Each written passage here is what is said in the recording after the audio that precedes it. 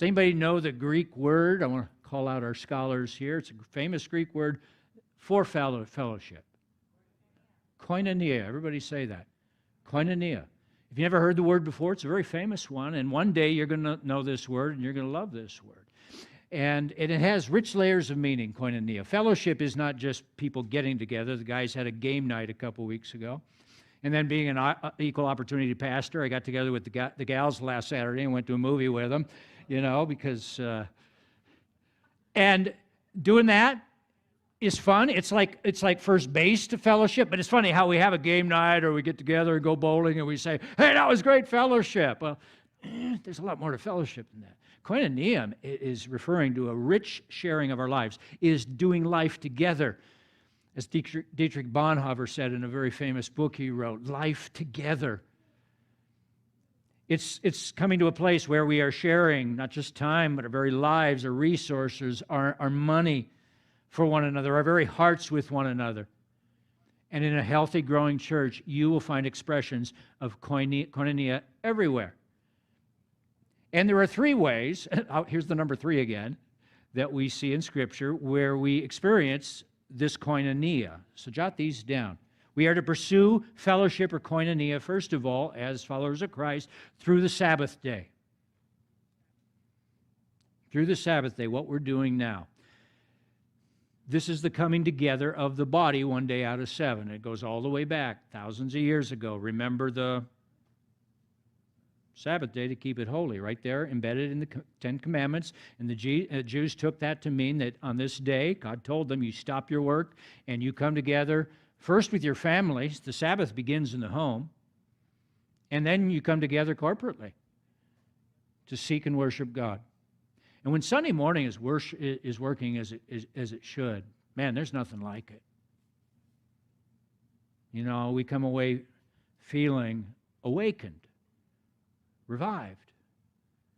I remember even as a boy going to the Lutheran church. I loved Jesus from a very early age, and when the pastor would preach his sermon and we'd sing a song to end with and the benediction would be pronounced, I remember just feeling a sense of just overwhelming joy. And it wasn't because church was over.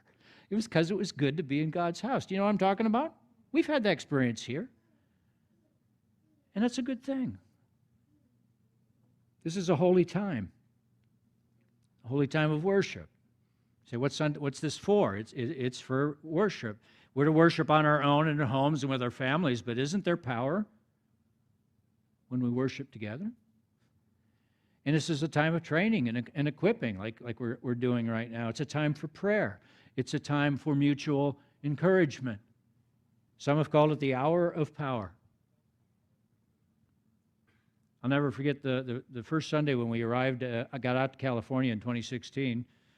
You know our story. We sold our house and moved out there sight unseen, making like Abraham and Sarah, craziest thing. That was a leap of faith.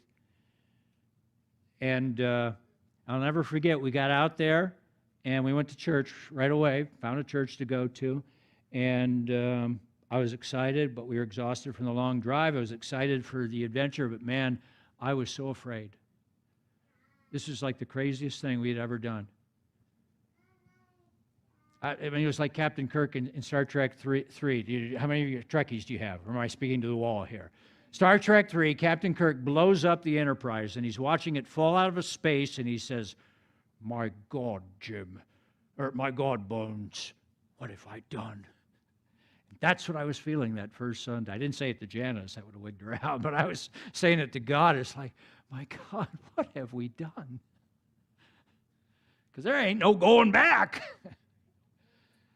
And we got into the church and we walked in, and it was a larger church, and they were singing a song that we knew, and the lights were down and the band was going, and it was just like I started to sing, and suddenly I was just caught up in the moment. I didn't know anybody else in the church, but the Spirit of God met me in that moment through that worship, and I began to weep, and those tears just washed away the fear I was feeling and filled me with a fresh sense of hope. And okay, let's get through this day before we move on to the next one.